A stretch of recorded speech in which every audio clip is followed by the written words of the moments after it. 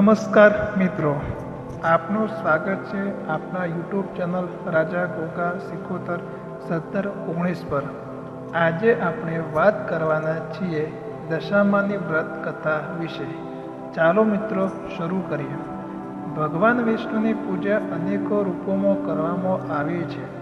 મનુષ્ય પોતાના જુદા જુદા ઉદ્દેશોની પૂર્તિ માટે શ્રી હરિના જુદા જુદા રૂપોનું પૂજન કરવું જોઈએ। અષાઢ મહિનાના અમાસના રોજ એક એવું વ્રત આવે છે જે તમારા બગડેલા ગ્રહોની દશા સુધારીને તેમને સુખ, સમૃદ્ધિ અને સૌભાગ્ય અને ધન સંપત્તિની પૂર્તિ કરાવે છે। આ વ્રતને દશામાતા વ્રત કહે છે। દશામાનું વ્રત અષાઢ વદ અમાસથી શરૂ થાય છે। 10મે દિવસે તે પૂર્ણ છે। માટીમાંથી દશામાની સાંકળી બનાવીને તેની પર મૂર્તિ બનાવી તેના પર દશામાના પધાર્યા છે તેવો ભાવ પ્રાંત કરે સ્નાન કરી ધૂપ દીવો કરી શ્રદ્ધાપૂર્વક દશામાની કથા સાંભળવાની હોય છે।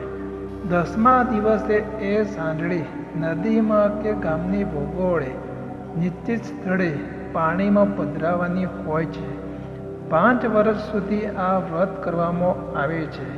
યથાશક્તિ સોનું, ચાંદી તથા પંચ ધાતુની સાંકળી બનાવી બ્રાહ્મણોને દાન આપવી, વસ્ત્રદાન કરવું, દક્ષિણા આપી ભક્તિભાવપૂર્વક દશામાનું વ્રત કરવાથી ઘરમાં સુખ, શાંતિ તથા સમૃદ્ધિ માટે સદકર્મો કરવાથી કર્મયોગની પ્રાપ્તિ થાય છે।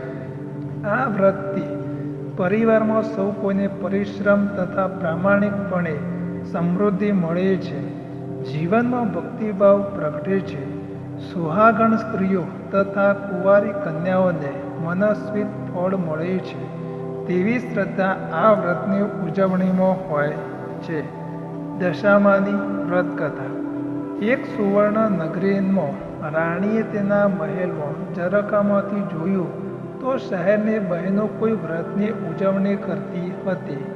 રાણીએ થયું કે આ વ્રત મારે પણ લેવું છે। રાણીને રાજાને વાત કરી। રાજાએ તેને અભિમાનથી કહ્યું, હે દેવી, આ બહેનો જે વ્રત કરે છે તે દશામાનું છે। આપણી પાસે તો બધું જ છે। આ વ્રત અને એ દશામાનું આપનું શું ભલું કરવાના છે? તમારે એ દશામાનું વ્રત લેવાની જરૂર નથી। રાજા દશામાનું અપમાન કરે છે। રાણી રાજાને રિસાઈ જાય છે। દશામાનું અપમાન તેનાથી સહન થતું નથી। તે મહેલમાંથી નીકળીને નદી કિનારે જતી સ્ત્રીઓ પાસેથી આ વ્રત વિશે વિગતવાર જાણે છે। વ્રતી બહેનો કહ્યું, અમે દશામાનું વ્રત કરીએ છીએ। આ વ્રતની વિધિ એવી છે કે સૂતરના 10 તાર લઈ 10 ગાંઠો વાળીને ગાંઠે ગાંઠે કંકુનો ચાલ્લો કરવા, ત્યારબાદ સ્ત્રીને આ વ્રત કરવું। દાસી જોડે રાણીએ રાજાનો સંદેશો મોકલ્યો કે મારે આ વ્રત કરવું છે, પણ રાજા અભિમાનમાં ચકચૂર હતા। તેમણે આ વ્રતની ના પાડી। પુનઃ દશામાનું અપમાન કર્યું, જેથી દશામાં ક્રોધનો પાર ન રહ્યો। એક દિવસે દશામાએ રાજાના સપનામાં આવીને એક જ શબ્દ કહ્યો, પડું છું। બીજા દિવસે પડોશી રાજા લશ્કર લઈને ચઢાઈ આવ્યા। જીવ બચાવવા રાજાએ તેની રાણી તથા 2 કુંવરોને લઈને જંગલમાં ભાગ્યો। ઘોર જંગલમાં રાજા રાણી પરિવાર સાથે દુઃખી થયા। રસ્તામાં એક વાવ આવી, ત્યાં રાજા પાણી લેવા ઉતર્યા। પાછળ 2 કુંવરો પણ ગયા। દશામાએ અદૃશ્ય થઈને 2 કુંવરોને વાવમાં ખીચી લીધા। રાજા સમજી ગયા કે ચોક્કસ દશામાનો આ કોપ છે। એ રાણીના આશ્વાસન આપતા સમજાવે છે કે જેણે આપ્યા તેણે જ લઈ લીધા, હવે એ જ આપશે। આગળ જતાં રાજા રાણીને અનેકો દુઃખો સહન કરવા પડ્યા। એક વાડીમાં ગયા તો ત્યાંના ફળ ફૂલ નાશ પામ્યા। માળીએ આ બંને પાપી છે અને એમ માનીને મારી ભગાડ્યા। રાજા તેમની બહેનના નગરમાં આવે છે।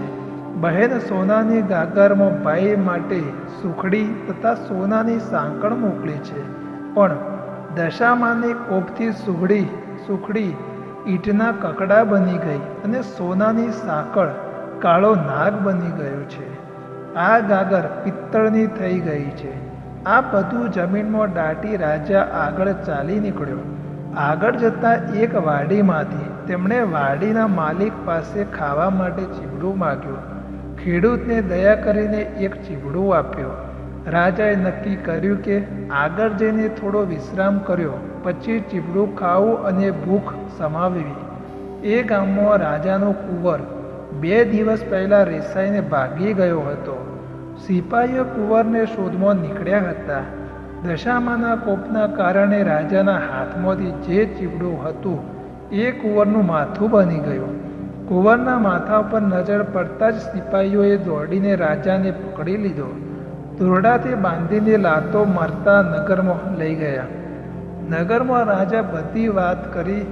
રાજાએ પોતાના કુંવરની હત્યા કરવા બદલ અભયસેનના કાળકૂટડીનો હુકમ આપી બંદીખાનામાં નાખી દીધો. રાજા વગર વાંકે કેદ થયો. તેથી રાણી અનગસેના પર દુઃખનો પહાડ તૂટી પડ્યો. એ રોજ જંગલમાં જતી લાકડાનો ભારો લઈ આવતી. એ વેચીને જે પૈસા મળે એમાંથી પેટનો ખાડો પૂરતી. આમ દિવસો પસાર થવા લાગ્યા. અષાઢ મહિનો આવ્યો. અનંગસેનાના અષાઢની માસે એટલે કે દિવાસાના દિવસે દશામાનું વ્રત શરૂ કર્યું. દશામાના વ્રતને 10 દિવસ નકોરડા ઉપવાસ કર્યા અને માની ભક્તિ કરી. જે રાજાને અભયસેનના કેદ કર્યો હતો તેમનો કુંવર હેમખેમ ઘરે પાછો આવ્યો. તેથી અભયસેનને જેલમાંથી મુક્ત કરવામાં આવ્યો. રાજા રાણી જંગલમાંથી ચાલતા આગળ નીકળ્યા. ત્યાં એક વાવ આવી. જોયું તો વાવના કાંઠે દશામાં વૃદ્ધ ડોશીનું રૂપ ધારણ કરીને ઊભા છે. બંને કુંવરોને એમની આંગળી પકડીને ઊભા છે. રાજા રાણી તરત જ માતાજીને ઓળખી ગયા. માના પગમાં પડી ગયા. દશામાં અસલ સ્વરૂપમાં આવી દર્શન આપતા કહ્યું, હે રાજા, હવે તારું અભિમાન ઓગળી ગયું છે. લે તારે દીકરા, તું જે વાટે અહીં આવ્યો છે તે વાટે પાછો ફરો ને તમે જે સુખ માટે ઈચ્છા કરતા હતા તે સઘળા સુખ મળશે. તમને મારું રાજ્ય પાછું મળશે. રાજા રાણી બંને કુંવરો સાથે પોતાના રાજ્યમાં આવ્યા. પ્રજાના સાથથી પુનઃ રાજ્ય પાછું મેળવી સુખેથી રહેવા લાગ્યા. રાજા રાણીએ દશામાના આશીર્વાદ મેળવીને કહ્યું, હે દશામા, જેવા અમને ફળ્યા તેવું તમારું વ્રત કરનારને સૌને ફળજો. આભાર મિત્રો. જો તમને આ કથા પસંદ આવી હોય તો લાઈક કરો, તમારા અભિપ્રાય નીચે કોમેન્ટમાં લખો અને આવા વધુ વિડીયો જોવા માટે ચેનલને સબસ્ક્રાઈબ કરો. બેલ આઇકન દબાવજો જેથી નવી માહિતી સૌથી પહેલાં તમને મળે. આ માહિતી ઉપયોગી લાગી હોય તો તમારા મિત્રો અને પરિવારજનો સાથે શેર કરજો. તમારો પ્રેમ, સહકાર અને વધુ સારું બનાવવાની પ્રેરણા આપે છે. ફરી મળીશું એક નવા વિષય સાથે. ત્યાં સુધી જય દશામાં, જય ગોગા સિકોતરમાં.